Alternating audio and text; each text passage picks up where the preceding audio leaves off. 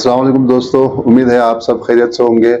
आज एक नई वीडियो के साथ हाजिर हैं। जेम्स वेब से रिलेटेड ये वीडियो है और इससे प्रीवियस वीडियो में हमने जेम्स वेब से रिलेटेड मुख्तलिफ चीज़ों को डिस्कस किया। तो आज हम जेम्स वेब के ज़रिए जो पिक्चर आउट हुए जुलाई में, तो उस पिक्चर्स को हम आज डिस्कस करेंगे कि पिक्चर जो है बेसिकली यूनिवर्स के बारे में हमें क्या इंफॉर्मेशन देती है। तो सबसे बुनियादी जो चीज़ है, जेम्स वेब टेलीस्कोप में जो चीज़ यूज़ किया जाता है इमेज को कैप्चर करने के लिए, वो है इंफ्रारेड वेव। सबसे पहले हम डिस्कस करें कि इंफ्रारेड होता क्या है। तो हमारे पास, जैसे कि आप पिक्चर में देख रहे हैं कि एक हमारे पास इलेक्ट्रोमैग्नेटिक वेव का स्पेक्ट्रम होता है। तो इस स्पेक्ट्रम में सबसे ज़्यादा जो जिसकी फ्रीक्वेंसी होती है वो गेमा रेज होती है, और जो सबसे कम होती है वो माइक्रोवेव्स और रेडियो वेव्स इस सेंस में आ जाता है। और जिन वेव्स की फ्रीक्वेंसी ज़्यादा होती है उनकी वेवलेंथ कम होती है, और जिन वेव्स की फ्रीक्वेंसी कम होती है उनका वेवलेंथ ज़्यादा होता है।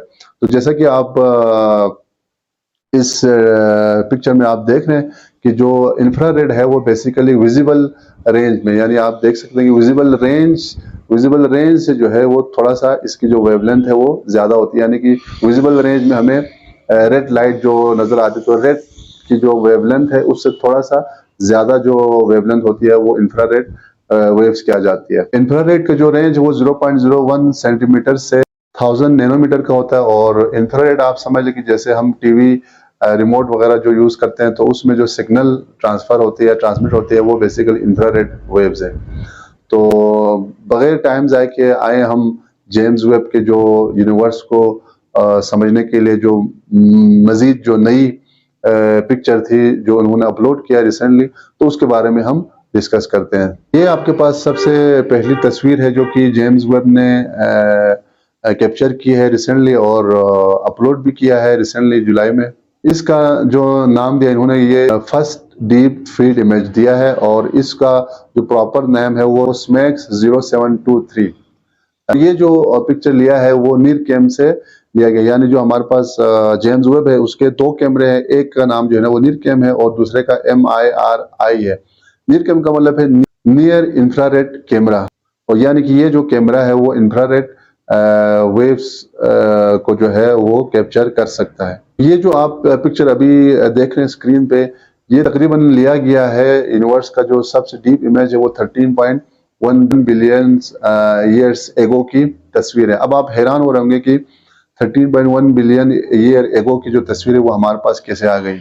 इसके बारे में हम बाद में डिस्कस करेंगे। पहले इस तस्वीर के बारे में हम डिस्कस करते हैं कि ये जो तस्वीर है इसके बारे में नासा और दूसरे जो साइंस एक्सप्लोरेशन रिसर्चर है उनका कहना है कि ये जो यूनिवर्स का जो हमने तस्वीर लिया है ये उतना ही है जैसे कि समंदर में से अगर हम रेत निकालें और रेत का एक दाना आप ले लें तो उस दाने के बराबर ये बेसिकली यूनिवर्स को शो करता है। तो इसमें आपको बहुत सारे इमेजेस नजर आ रहे हैं, कुछ बहुत लाइट नजर आ रहे हैं और कुछ जो है वो रेडिश कलर के आपको नजर आ रहे हैं। तो इसमें बिलियंस ऑफ गैलेक्सीज जो है यहाँ पे शो किया गया। जो रेड आपको नजर आ रहे हैं बेसिकली इसको हम कहते हैं रेड शिफ्ट।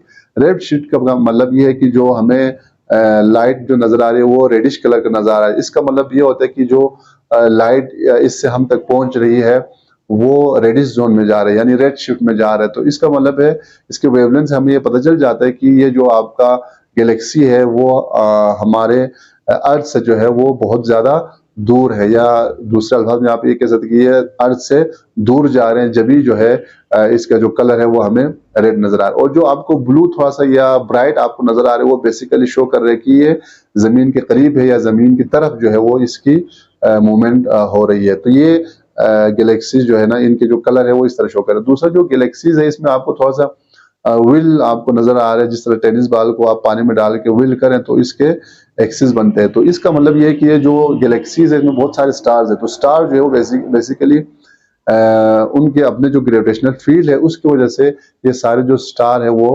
गैलेक्सीज की ग्रेविटेशनल फील्ड के अंदर मौजूद है। दूसरी बात जो आप ने देखा होगा कि ये जो पिक्चर है, जो पिक्चर आप देख रहे हैं, तो इसको लेने में जो है ना टाइम के बारे में अगर आप बता दें तो आप हैरान हो जाएंगे, क्योंकि अक्सर जो हम पिक्चर लेते हैं वो विद इन सेकेंड जो है वो हमें पिक्चर मिल जाते हैं। लेकिन ये जो पिक्चर हमने ली है यानी कि जेम्स वेब ने ली है, इसके लिए 12.5 आवर का यानी 12.5 घंटे का टाइम लगाए उसके बाद जो है ना ये पिक्चर ली है। और तीसरी बात, ये जो पिक्चर आपको नजर आ रही है, तो ये जो आपको गैलेक्सीज नजर आ रही है, जिसमें हमने कहा कि ये फर्स्ट डीप इमेज है, तो यहाँ तक का जो हमारा डिस्टेंस बनता है, यानी कि जो जेम्स वेब टेलीस्कोप से इसका जो डिस्टेंस बनता है वो 4.6 बिलियन ईयर जो है, ये जो गैलेक्सीज है वो हमसे अवे है। यानी आप खुद अंदाजा लगा सकते हैं कि 4.6 बिलियन लाइट ईयर ये अवे है। लाइट ईयर के बारे में हमने प्रीवियस वीडियो में डिस्कस किया था, उसका लिंक मैं डिस्क्रिप्शन में दे देता हूँ, और आई बटन पे आप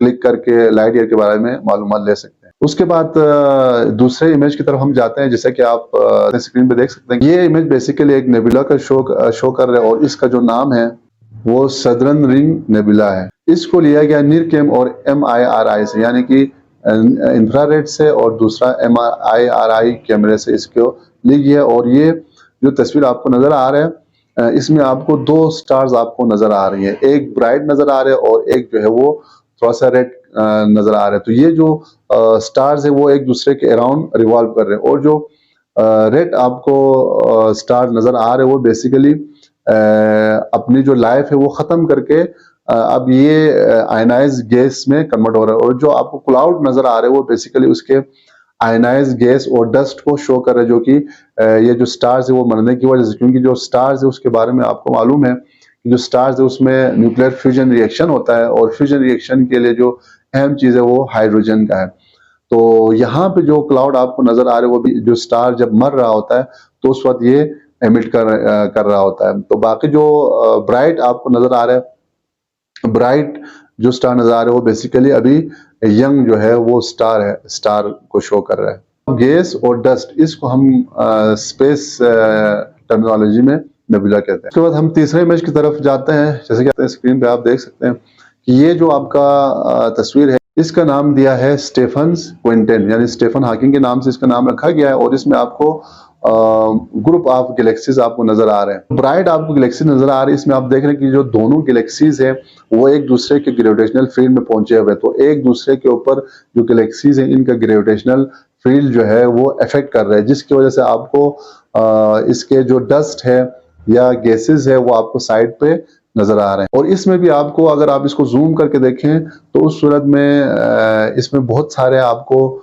मिलियंस ऑफ गैलेक्सीज आपको नजर आ रहे हैं, जिसमें कुछ रेड नजर आ रहे हैं और कुछ ब्लू नजर आ रहे हैं, जिसके बारे में हमने पहले बताया कि जो रेड आपका गैलेक्सीज है वो आपसे बहुत दूर है या बहुत दूर जा रहे हैं, और जो ब्लू है वो जमीन की तरफ आ रहे हैं या फिर वो जमीन के करीब है। ये जो ग्रुप ऑफ गैलेक्सीज है वो नीरकेम से तकरीबन 290 मिलियन लाइट ईयर अवे है। उसके बाद अगले तस्वीर की तरफ हम जाते हैं, जो कि चट्टान की तरह आपको नजर आ रहा है, जैसे कि आप स्क्रीन पे देख सकते हैं। तो इसको नाम दिया है कॉस्मिक क्लिफ, और इसका एक्चुअल जो नाम है NGC 3324, और ये रफली जो है ना 7600 लाइट ईयर्स अवे है जमीन से। और ये जो क्लिफ है, कॉस्मिक जो क्लिफ है, वो आपको शो कर रहे हैं। बेसिकली जो क्लिफ नजर आ रहे हैं ये बेसिकली एक जो स्टार्स है, वो जब स्टार्स जन्म ले रहा होता है तो उस वक्त इसके जो डस्ट है या जो आयनाइज गैसेस हैं उसको शो कर रहे हैं।